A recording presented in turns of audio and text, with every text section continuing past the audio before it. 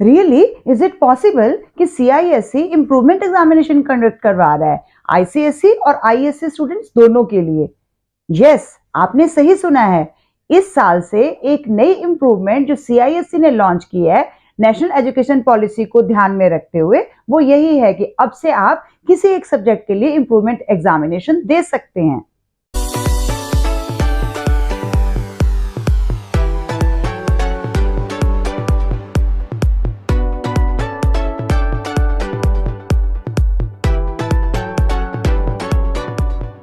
In keeping with the recommendation of NEP 2020, in addition to the existing compartment examination, CISE has decided to introduce improvement examination with effect to the examination year 2023, thus giving a chance to the candidates to improve their performance in any one subject of their choice for which they were confirmed for the main examination.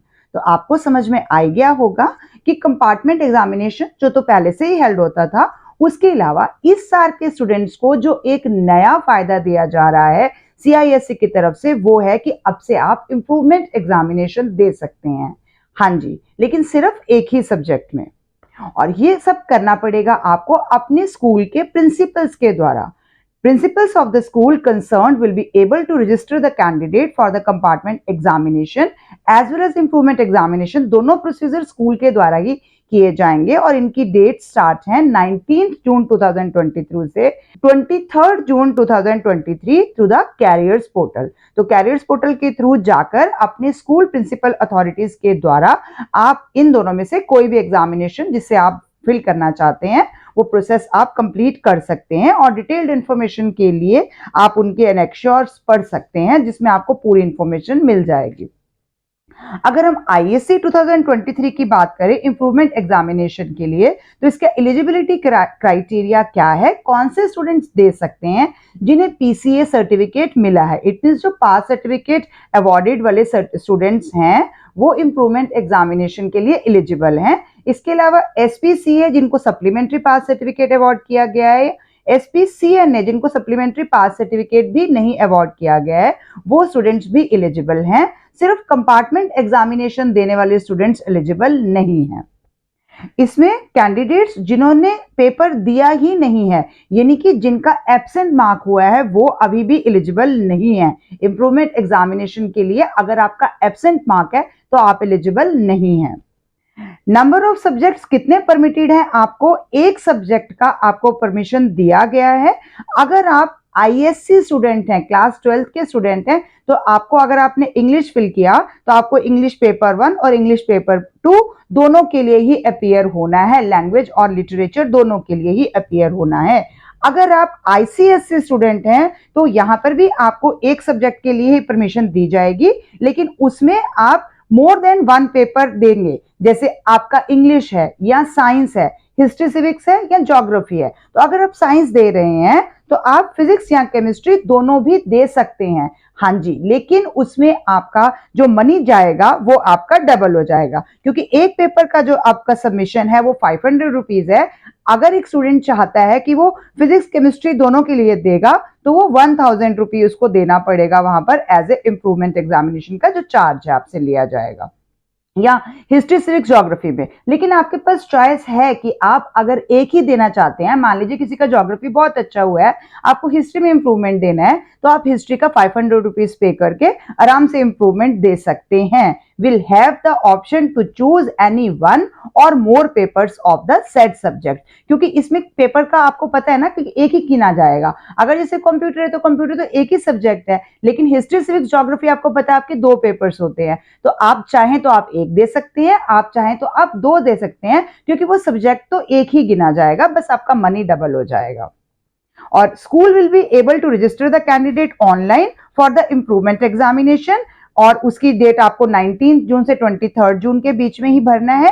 School के द्वारा ही आप अपना registration कर पाएंगे। Examination charges जो improvement के लिए हैं वो 500 रुपीज पर सब्जेक्ट पर पेपर हैं, आपके द्वारा जो दिए जाएंगे, सबमिट किए जाएंगे, और ये भी ऑनलाइन ही देने हैं आपने। और फिजिक्स और केमिस्ट्री का जो पेपर है उसके लिए अगर आप दोनों देना चाहते हैं तो मनी डबल हो जाएगा, इतना क्लियरली मेंशन किया गया है। रजिस्ट्रेशन डेट आईएससी या आईसीएसई दोनों के लिए सेम रहेगी।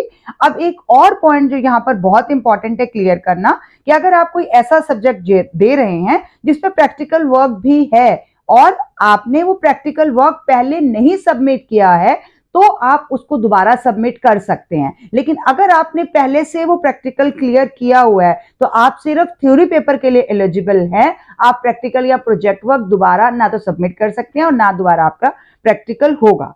क्लियरली लिखा गया है, candidates appearing for a particular subject in the improvement examination are required to compulsorily appear for the theory paper of the subject. Candidate अगर एब्सेंट था तब तो ये प्रैक्टिकल या असेसमेंट वर्क दोबारा लिया जाएगा, लेकिन अगर उसने पहले से दिया हुआ है तो आपके वही मार्क्स कंसीडर होंगे। और ये सारा प्रोसेस आपको स्कूल के पोर्टल से ही करना है। डेट जो है इंप्रूवमेंट एग्जामिनेशन की वो आएगी आपकी in the month of July, और जो फाइनल डेट है कमेंसमेंट की, जिस दिन आपका पेपर होना है, वो फाइनल डेट आपको बाद में बता दी जाएगी, पेपर से बहुत पहले ही बता दी जाएगी। इसमें कोई लोकल फी आपकी चार्ज नहीं होगी, यानी कि कोई स्कूल आपसे इसके लिए कोई एक्स्ट्रा फी चार्ज नहीं करेगा अगर आप इंप्रूवमेंट पेपर देना चाहते हैं तो।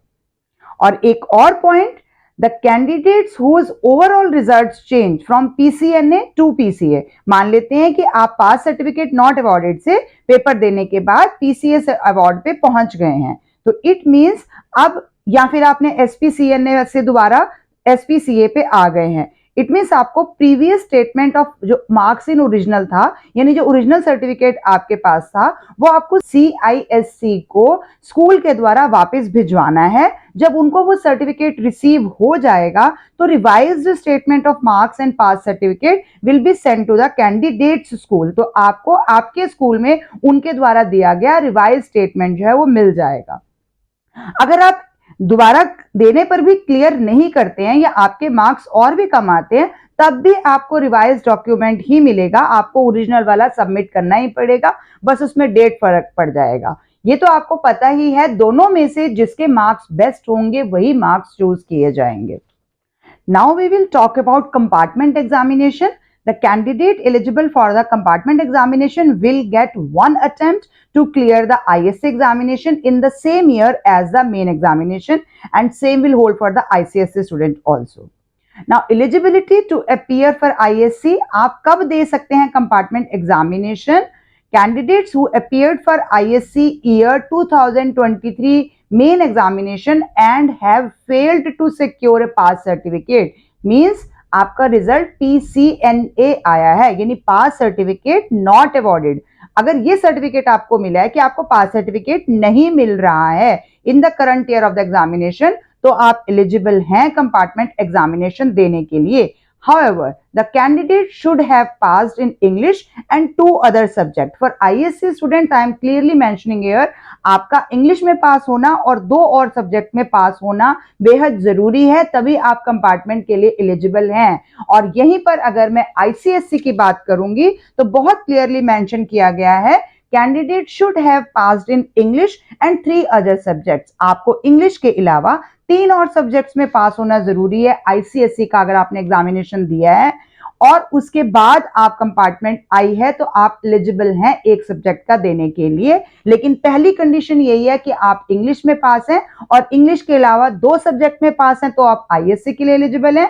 इंग्लिश के अलावा आप 3 सब्जेक्ट में पास हैं तो आप आईसीएसई के लिए एलिजिबल हैं कंपार्टमेंट एग्जामिनेशन देने के लिए। तो आप एक ही सब्जेक्ट का दे सकते हैं। इसमें कंपल्सरीली आपको अपीयर होना है थ्योरी पेपर के लिए। प्रैक्टिकल या प्रोजेक्ट वर्क जो है उसका ऑलरेडी अगर अवार्ड कर दिया गया कैंडिडेट को मार्क्स, तो आपके वही कैरी फॉरवर्ड होंगे। अगर आप एब्सेंट थे, यानी आपने अर्लियर उसको अटेम्प्ट ही नहीं किया था, तो इधर इन द प्रैक्टिकल और during assessment of the project work of the subject, तो आप in addition to taking the theory examination, तब आपको परमिशन है कि आप दोबारा से प्रोजेक्ट वर्क कर सकते हैं या प्रैक्टिकल के लिए अपीयर हो सकते हैं। तो आपका वो नया वाला असेस होगा, अवार्ड होगा, सबमिट होगा। अगर आप एब्सेंट थे, अगर आपने दिया है तो पहले वाले मार्क्स ही कैरी फॉरवर्ड हो जाएंगे।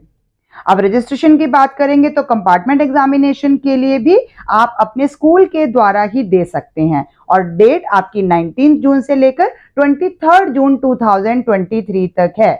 Examination charges for the compartment examination are ₹500 per candidate. एक स्टूडेंट के 500 रुपीज हैं. Compartment examination will be conducted in the month of July 2023. इसी मंथ में ही कंडक्ट होगा और फाइनल डेट आपको ड्यू कोर्स में बता दी जाएगी. अगर किसी कैंडिडेट ने 2 कंपार्टमेंट एग्जाम देने, जैसे साइंस के अंदर आपको फिजिक्स और केमिस्ट्री 2 देने हैं, तो इसका मतलब आपकी फीस डबल हो जाएगी, 1000 रुपीज हो जाएगी. सब्जेक्ट वो एक ही कंसिडर किया जाएगा, फिर चाहे वो हिस्ट्री, सिविक्स, ज्योग्राफी है या साइंस के कोई पेपर ज्यादा, एक से ज्यादा हैं तो. हालांकि आप एक भी दे सकते हैं कंपार्टमेंट में, अगर आप कोई एक देना चाहते हैं तो आप वो भी दे सकते हैं. फाइनल डेट आपको बाद में बताई जाएगी. कोई लोकल फी आपसे चार्ज नहीं की जाएगी इसमें भी.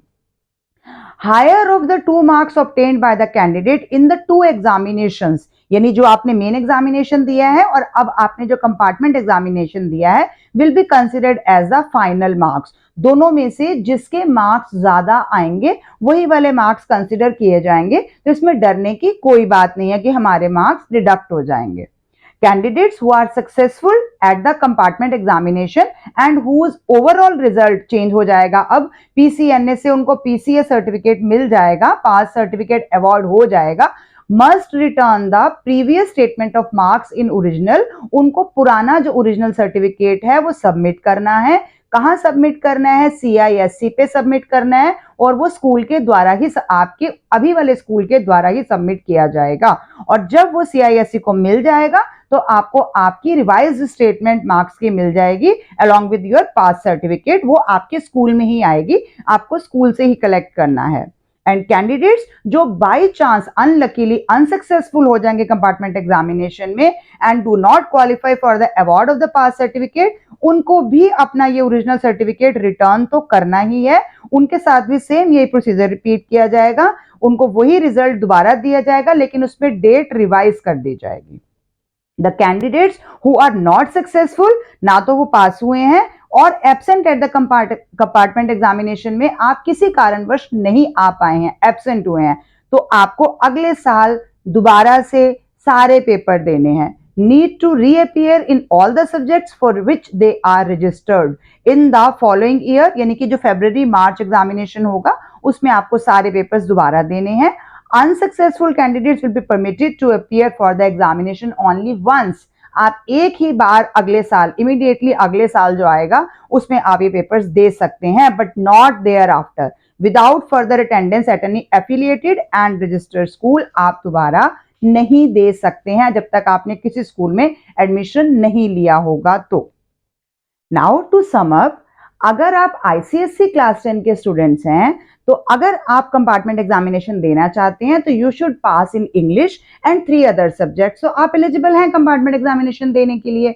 तो यहाँ पर आपका एक सब्जेक्ट, मान लीजिए अगर साइंस है तो उसमें आप फिजिक्स और केमिस्ट्री दोनों के लिए दे सकते हैं अगर आप चाहें तो. बस उसमें आपका फी जो है वो डबल हो जाएगा, 500 प्लस 500, यानी आपको 1000 रुपीज पे करने होंगे. सब्जेक्ट एक ही कंसिडर होगा.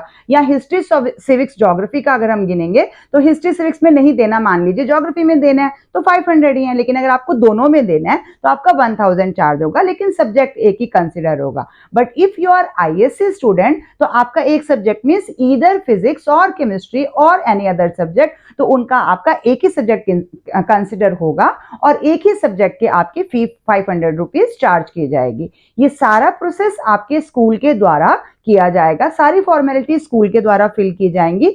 CISC के पोर्टल पे जाकर आप कैरियर पोर्टल के द्वारा ये सब फॉर्मेलिटीज कर सकते हैं. आपका सर्टिफिकेट जाएगा आने के बाद, रिजल्ट आने के बाद, और वहीं से वो दोबारा आएगा और आपको स्कूल के द्वारा ही वो मिलेगा वापस.